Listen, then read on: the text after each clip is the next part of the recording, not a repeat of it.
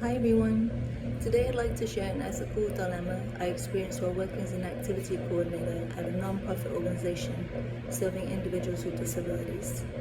One of the individuals I supported was a transgender woman who struggled with alcoholism, bipolar disorder, and borderline personality disorder. At the time, I was pursuing my MSW and case-like education and wanted to help connect people to resources that supported their recovery and overall well-being. The individual expressed a desire to attend Alcoholics Anonymous meetings that were specifically designed for transgender individuals. I began taking her to trans-focused AA meetings at an LGBTQ+ center in Manhattan. Initially, the Vice President of Residential Services approved this arrangement. During this period, I observed positive changes. She was maintaining sobriety, appeared happier, and seemed to benefit from being in a supportive community where she felt understood and accepted.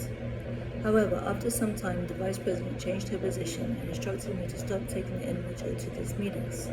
Her reasoning was that facilitating access to addiction recovery services was outside my scope of practice because I had not yet completed my case-like credential. I complied with her directive. What complicated the situation was that other staff members, who also did not possess case-like credentials, were later permitted to take this individual to meetings. This inconsistency left me feeling confused and frustrated. I struggled to understand whether the decision was truly about scope of practice or whether other factors were influencing the situation.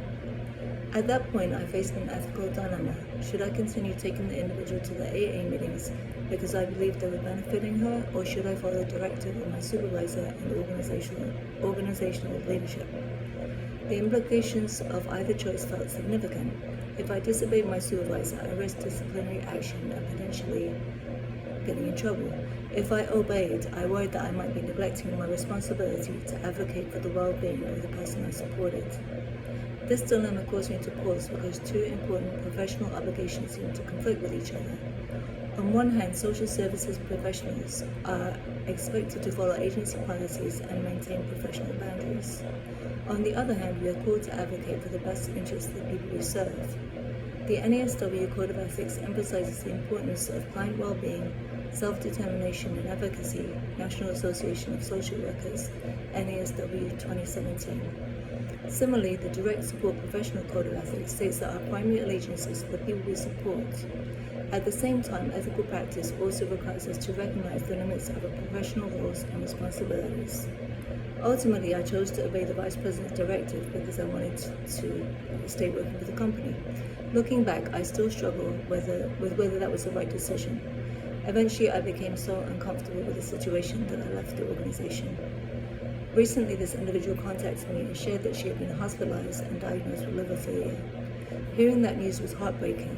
While I cannot say that any one event caused this outcome, I often reflect on whether continued participation in those AA meetings might have provided ongoing support that could have made a difference in her recovery journey. This experience taught me that ethical dilemmas are really clear-cut. Often we are forced to choose between competing values, responsibilities, and potential consequences. Magruder 2019 discusses how the NASW Code of Ethics serves as a framework for navigating these difficult situations, but real-world circumstances can still leave professionals struggling to determine the best course of action. Today I remain in contact with this individual and continue to care about her well-being. After I left the organization, I even offered to take her to an AA meeting, but unfortunately she declined because she was actively struggling with her addiction at the time. This experience continues to shape how I think about advocacy, professional authority, and ethical decision-making. My question for the class is, if you were in my position, would you have followed the directive of the Vice President, or would you have continued advocating for the individual's access to the trans-focused AA meetings? At what point does our ethical obligation to support client well-being outweigh our obligation to follow agency policies and supervisory directives? Thank you so much, everyone, and I look forward to hearing your thoughts.